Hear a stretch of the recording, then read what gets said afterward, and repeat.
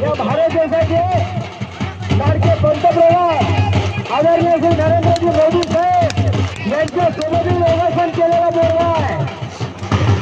असा इतिहासचा योगासनाचा आणि महाराष्ट्र सरकारने अनेक शाळा कॉलेज याला शिक्षक म्हणून ऑफर दिलेली आहे, परंतु हा मुलगा गेला नाही का तर मातीशी गेलेली आहे, म्हणून हा मुलगा कुठल्या शाळेवरती गेलेला नाही। आतापर्यंत 93 शिबिराचं आयोजन केलेलं आहे संपूर्ण भारत देशामध्ये। कर्नाटक, आंध्र प्रदेश, राजस्थान, ओडिशा, हरियाणा करायच्या टाळ्या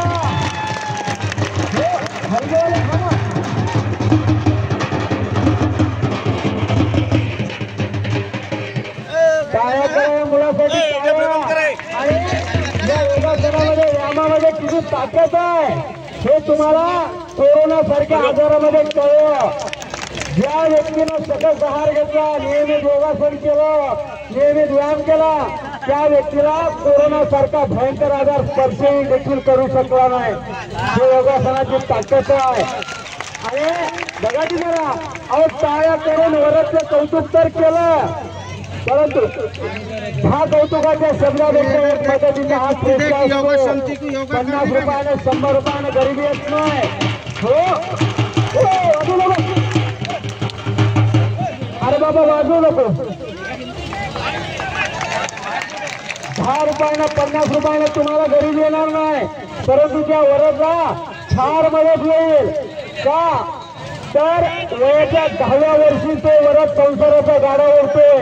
त्याचे वडील एका जागेवरती पडू नये, कुठलाही आधार नाही, घरी शेती नाही, कुठला बिझनेस नाही, प्रत्येक कुस्ती मैदानवरती मिळेल त्या पैशातून आपला घर खर्च चालवतो वरद जोशी।